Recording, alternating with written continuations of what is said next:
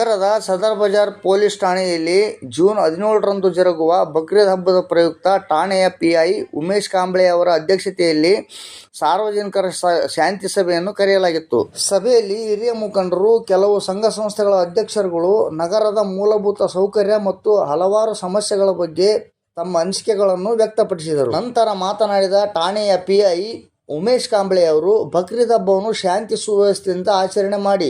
ಹಬ್ಬಕ್ಕೆ ಬೇಕಾದ ಭದ್ರತೆಯನ್ನು ಪೊಲೀಸ್ ಇಲಾಖೆಯು ಕಟ್ಟುನಿಟ್ಟಾಗಿ ನಿಭಾಯಿಸುತ್ತದೆ. ಯಾರೂ ಕೂಡ ಅಹಿತಕರ ಘಟನೆಗಳಿಗೆ ಆಸ್ಪದ ನೀಡದಂತೆ ಹಬ್ಬ ಆಚರಿಸಿ. ರಾಯಚೂರು ಜಿಲ್ಲೆ ಇರಬಹುದು, ನಗರವಿರಬಹುದು, ಇಲ್ಲಿ ಸರ್ವಧರ್ಮಗಳ ಹಬ್ಬಗಳನ್ನು ಅತಿ ವಿಜೃಂಭಣೆಯಿಂದ ಆಚರಿಸುತ್ತಾರೆ.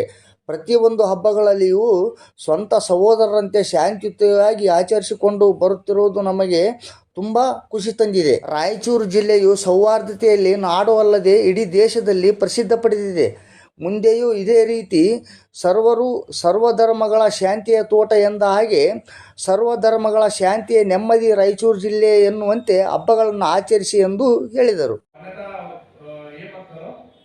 आप सबको ये हमारे पुलिस डिपार्टमेंट की तरफ से आप सबको शुक्रगुजार हूँ मैं। आप सबको इतना आपका तमाम वक्त छोड़ के इधर आके शांति सभा को आए बोल के थैंक यू अनेक। ಈ ಸಂದರ್ಭದಲ್ಲಿ ನಾಗರಾಜ್ ಮೇಕಾ ಸಿಪಿಐ ಪಶ್ಚಿಮ ವೃತ್ತ, Chandappa PSI Netaji Nagar, Kumari Amita PSI market yard, Mohammed Irfan Waqf Board, Mustafa Khan DPY, Mohammed Khan nodal officer ನಗರಸಭೆ ಹಾಗೂ ಸಾರ್ವಜನಿಕರು, ಯುವಕರು ಉಪಸ್ಥಿತರಿದ್ದರು.